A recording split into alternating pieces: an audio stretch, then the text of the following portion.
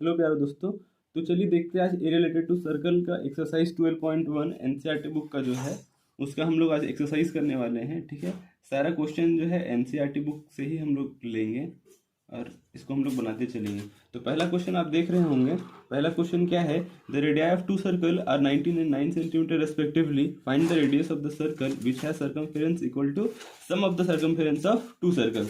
तो इस क्वेश्चन में हम देखेंगे कि क्या दिया हुआ है, सर्कमफेरेंस का बात किया है। ठीक है, दो सर्कल है उसका सर्कमफेरेंस और थर्ड सर्कल आपको लेके चलना है जिसके बराबर होगा।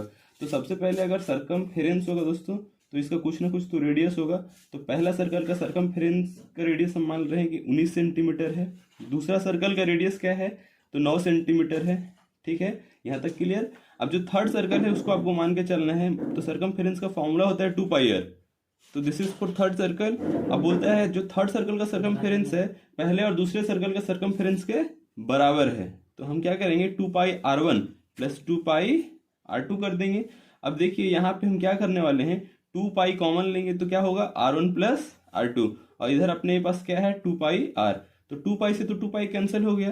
तो ये जो थर्ड सर्कल का r है ये क्या हो जाएगा, दोनों सर्कल के r1 प्लस r2 के बराबर होगा। अब इसका वैल्यू तो हमारा दिया हुआ है जो हम यहाँ लिखे हैं, क्या है 19 एंड 9। तो आप यहाँ पे 19 प्लस 9 सेंटीमीटर लिख दो।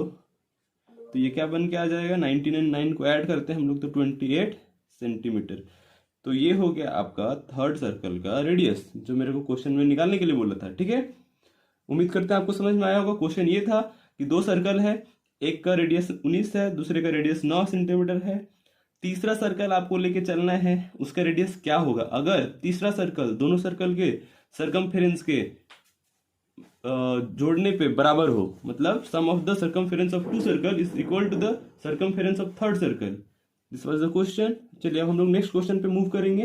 तो सेकेंड क्वेश्चन क्या है, the radii of two circle are 8 centimetre and 9 centimetre respectively, find the radius of the circle having area equal to the sum of the area of the two circle.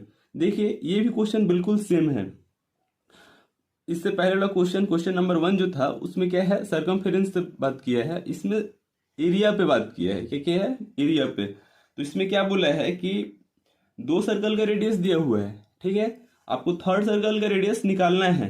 Condition क्या है कि third circle का जो area है दोनों circle के area का सम के इक्वल है। तो हम लोग फिर से क्या करेंगे कि दोनों जो सर्कल दिया है उसका रेडियस r1 r2 जो दिया है उसको लिख देंगे। तो पहला सर्कल में क्या है, r1 कितना दिया है भाई, तो पहला सर्कल का r1 दिया है 8 सेंटीमीटर। सेकेंड सर्कल का r2 कितना दिया है, तो 6 सेंटीमीटर। ठीक है, अब देखिए एरिया का फॉर्मूला क्या होता है, πr² बराबर क्या हो जाएगा, तो πr1 का स्क्वायर प्लस πr2 का स्क्वायर। तो यहां से हम पाई क्या लेंगे, कॉमन।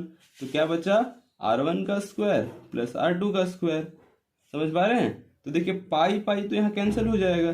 तो यहाँ r स्क्वायर बराबर क्या हो गया भाई, r1 का स्क्वायर प्लस r2 का स्क्वायर। अब देखेंगे यहाँ जो r स्क्वायर है तो r1 r2 का वैल्यू अपने को पता है, 8 का स्क्वायर प्लस 6 का स्क्वायर। ठीक है, सेंटीमीटर का स्क्वायर। अब देखिए अगर हम r का वैल्यू निकालेंगे तो 8 का स्क्वायर 64 होता है, 6 का क्या होता है, तो 36 होता है ना।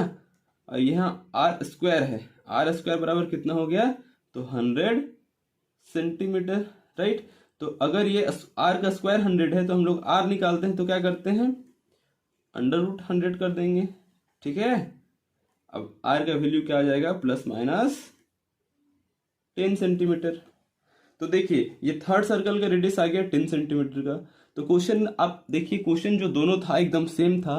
पहला क्वेश्चन सर्कमफेरेंस को लेके था, इसीलिए हम लोग यहाँ फॉर्मूला लगाए हैं 2πr, क्योंकि सर्कल का सर्कमफेरेंस होता है 2πr। दूसरा क्वेश्चन जो था वो सर्कल के एरिया पे था। ठीक है, तो एरिया का फॉर्मूला होता है πr², इसलिए मैंने यहाँ फॉर्मूला यूज किया है πr²।